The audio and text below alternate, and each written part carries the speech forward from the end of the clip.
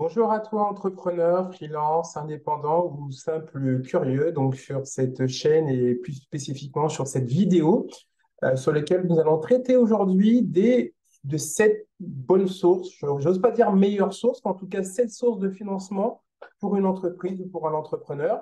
Et avant de commencer cette vidéo, je vais me présenter. Donc, je suis Mickaël Capgras, je suis donc entrepreneur, un peu freelance aussi à côté, et je gère un réseau d'affaires. Voilà. Alors, avant que voilà, on attaque les sources de financement, forcément, on pourrait se poser la question légitime de qu'est-ce que c'est un réseau d'affaires? Un réseau d'affaires, c'est un service qui permet aux entrepreneurs qui ne sont pas des gros fans de la prospection active, bien active, donc d'aller chercher des clients, bah, de pouvoir le faire en réseautant. Donc, c'est-à-dire que ce sont des entrepreneurs qui se revoient souvent. Ouais, salut Michel, comment ça va? Ouais, tranquille, ma poule. Et l'idée, c'est que les entrepreneurs, ils sympathisent et, à force de sympathiser, ils s'envoient ainsi des clients. Je vais donner un exemple. Une agence web, donc c'est un exemple que j'utilise très souvent. Donc, l'agence web, par exemple, elle vient de finir un site web pour l'un de ses clients. Forcément, se pose la question du contenu, quoi mettre, etc.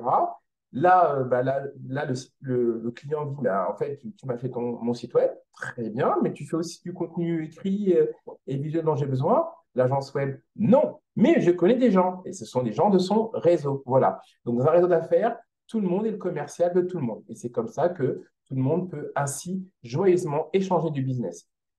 À côté de ça, du Work Here, c'est une opportunité qu'on a identifiée, qu'on trouve très intéressante et enthousiasmante, c'est l'accompagnement à la levée de fonds. Donc, si entrepreneur, en plus de te sentir seul dans ton activité, il y a un sujet de levée de fonds, ben, tu peux aussi revenir vers nous.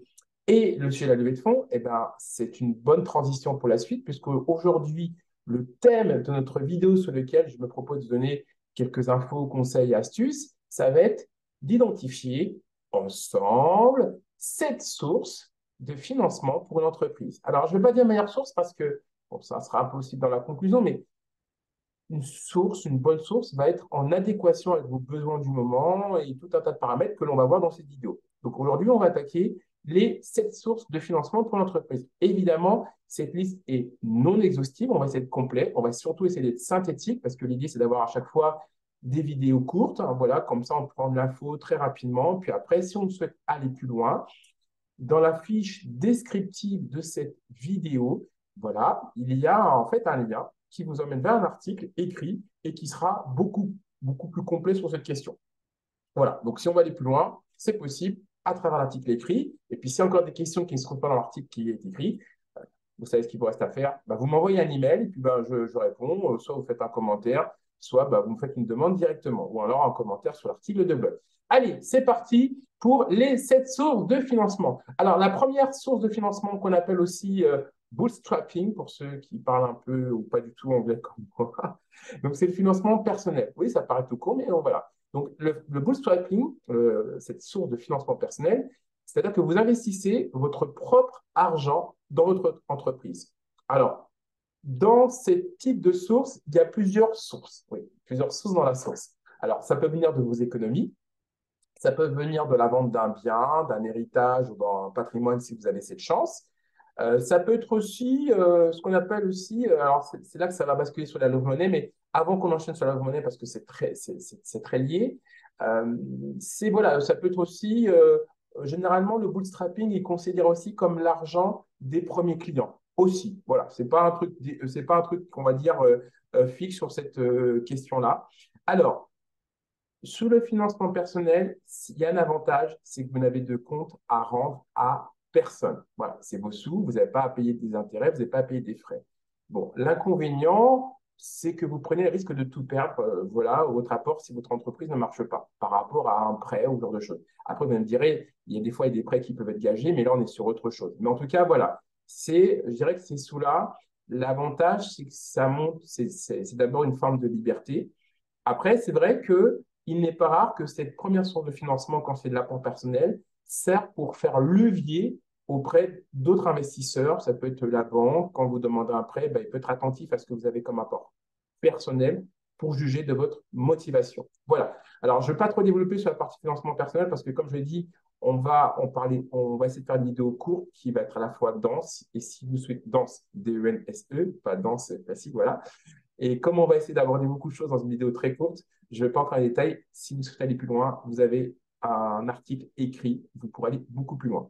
Ensuite, la deuxième source de financement qui est très, très liée, sans être identique, bien entendu, c'est la Love Money, qu'on appelle aussi au State le 3F pour Family, Friends and Fools.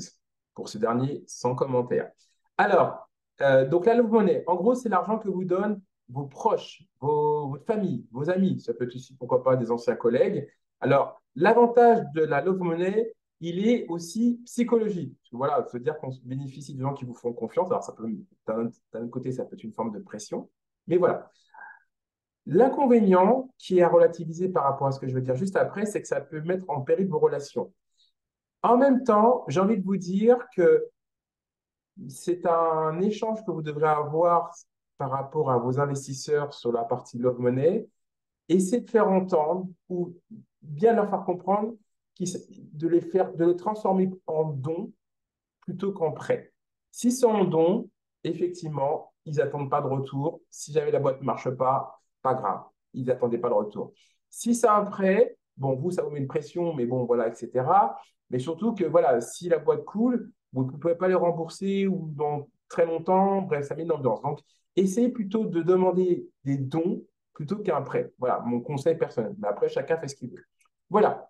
La Love Money peut être encadrée par un contrat écrit qui précise les modalités du prêt ou du don, qui protège les droits et les intérêts de chacun.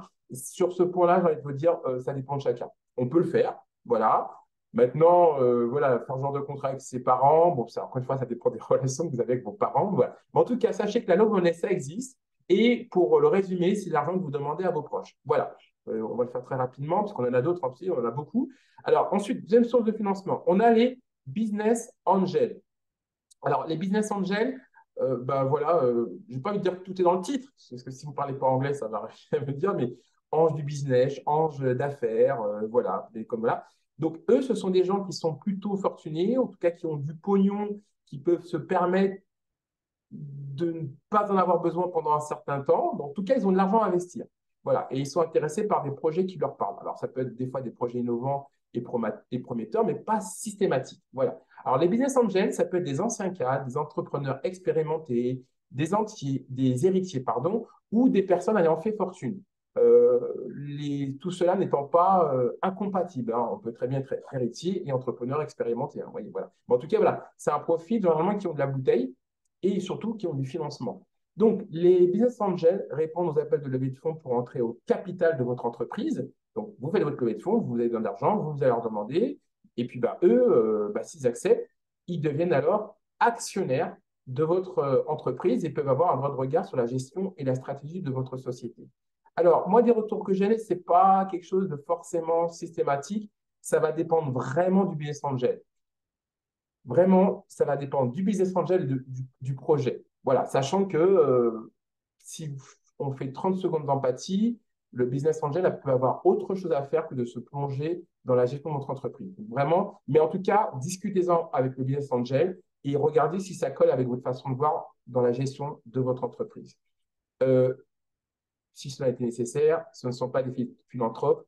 Donc, en général, ils attendent un retour sur leur investissement rapide et élevé. Donc, 3, 4 fois la mise. Voilà. Donc, ils prêtent de l'argent, ils attendent un retour. Ils savent que ce n'est pas forcément pour tout de suite. Ils savent que ça peut être perdu. Pour autant, ils attendent un retour. Voilà. Ils sont juste réalistes. Et ils attendent un retour assez conséquent. Je termine parce que voilà, il y a encore beaucoup d'autres. De toute façon, il y aura d'autres vidéos, dont certaines qui sont créées sur les business angels si ça vous intéresse. Ensuite, on enchaîne. Quatrième source de financement, le prêt bancaire. Bon, ben ça, je pense que tous les propriétaires de leur maison connaissent. Bon, sachez que c'est aussi valable pour quand on lance son entreprise ou même si son entreprise est déjà lancée. Bon, très rapidement, voilà, c'est un crédit que vous contractez auprès de votre banque. Hein, je pense que vous avez tous compris. Pour financer la création ou le développement de votre entreprise. Si c'est un sujet qui vous intéresse, vous pouvez aussi revenir à moi. Enfin, si c'est un sujet qui vous intéresse, et sur lequel c'est une actualité pour vous, venez vers moi. Alors, l'avantage du prêt bancaire, c'est que vous gardez un contrôle sur votre boîte. Voilà, la banque n'a rien à dire sur la gestion de votre boîte. Mais ce n'est pas pour autant que c'est la fête du slip, puisqu'ils vont vous demander des bilans, un business plan, etc. Et puis, l'inconvénient, c'est que vous aurez aussi à fournir des garanties, des cautions pour sécuriser le prêt. Vous voyez, pas folle la guette. voilà, que vous ne demanderez pas forcément le business angel. Et d'ailleurs, ça attire notre attention sur le point suivant. J'insiste là-dessus, il n'y a pas de solution parfaite. Il y a des solutions qui sont adaptées à des instants T avec des objectifs, des moyens, etc. Mais il n'y a pas de solution parfaite. Allez, on enchaîne.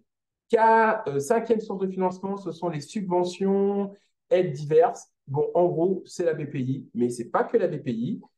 Si on doit entrer un peu dans les détails, ce sont des sommes d'argent qui sont accordées par l'État, les collectivités locales, nos impôts, quoi. Voilà. On va tourner autour du pot. Hein. Alors, ça prend plein de formes. Hein. Ça peut être des exonérations fiscales, sociales, des avances remboursables, pas que des choses qui finissent par du able, puisqu'on a aussi des prêts d'honneur, des bourses concours. Voilà, mais vous avez compris l'idée. Alors, l'avantage, en général, vous restez le taulier. C'est pas en général, vous restez le taulier. Vous n'avez pas assez de départ de votre entreprise. On ne vous demande pas toujours à rembourser l'argent. Par contre, c'est soumis à des conditions strictes et c'est des démarches administratives de complexes à très complexes. C'est pas idiot de se faire accompagner. Coucou. Mais voilà, sachez-le. Ça y est, encore une fois, aucune solution n'est parfaite. Ensuite, sixième source de financement, qu'on a quasiment terminé, c'est ce qu'on appelle le crowdfunding. Voilà, plateforme de financement participatif. Vous pouvez aussi revenir vers moi. Donc là-dessus, financement participatif, on va faire une vidéo dédiée là-dessus. Il y a une vidéo dédiée qui existe parce que là-dessus, si on doit en commencer en détail, mais allez, très rapidement. Dans le financement participatif, en gros, vous demandez des sous à la foule. D'ailleurs, c'est le titre, hein. Crowd, c'est pour la foule, les gens. Voilà. Donc, on recherche des sous auprès du grand public. Donc, vous demandez un petit peu à n'importe qui, même si ça ne vous empêche pas de faire des recherches ciblées. Le financement participatif va prendre plusieurs formes. C'est là-dessus que je ne veux pas commencer à développer, mais très rapidement. Vous avez le don, le prêt, vous avez la pré-vente. Donc là, en gros, c'est pas mal dans l'univers entrepreneurial. C'est vrai que vous commencez à vendre sans forcément que le produit soit déjà prêt. Vous avez aussi l'investissement en capital. Donc ça, vous savez, c'est plutôt l'apanage des business angels et des VC, mais c'est aussi possible en crowdfunding. L'avantage du financement participatif, c'est bien pour les gens s'ils sont pressés et qui veulent un mode facile pour lever des sous sans passer par les intermédiaires traditionnels. L'inconvénient, il y a du boulot. Enfin, comme dans toute recherche de financement, il y a du boulot, mais là, elle est pas mince. Il faut présenter, il faut travailler l'attractivité de votre offre. Et évidemment, il faut qu'elle soit suffisamment originale pour susciter intérêt et engouement de la part des internautes. On enchaîne. Septième source de financement, et ensuite on a fini. Alors lui, c'est le petit, enfin plutôt c'est le grand frère du Business Angels, puisque ce sont des fonds d'investissement, ou ce qu'on appelle aussi le capital risque. Donc ce sont des sociétés qui ont vocation d'investir dans des entreprises avec un gros potentiel de croissance, et notamment dans les secteurs dans les secteurs de l'innovation ou technologique. Donc les fonds d'investissement, ils vont prendre une part au capital, voilà, participation majoritaire ou minoritaire, ça c'est une question de négociation et de valorisation de votre boîte. Je n'entrerai pas dans les détails parce que sinon ça va faire gros. Euh, L'inconvénient, ils sont hyper sélectifs. Voilà, ils sont hyper sélectifs et exigeants dans le choix de leur projet. Donc, ce n'est pas parce que vous présentez votre projet qu'ils vont vous le prendre. D'ailleurs, le rôle, vous savez, de votre contact dans un analyste dans un fonds d'investissement, celui qui sélectionne les dossiers, son boulot consiste à dire non, parce qu'il va passer plus souvent du temps à dire non que oui sur les projets. Voilà, VC fonds d'investissement, c'est notre septième source de financement et on termine notre balle. Il y en a plein d'autres, enfin, on en a fait pas mal, on en a fait, je dirais, celles qui reviennent le plus souvent, mais il y en a d'autres, comme on le verra à travers d'autres articles qui sont liés à la levée de fonds. Bon, j'espère que vous avez aimé cette vidéo, que vous avez appris des choses, au pire que ça vous a fait du rappel. Si vous avez des questions, vous avez le champ commentaire sur cette vidéo ou dans l'article qui est lié à cette vidéo.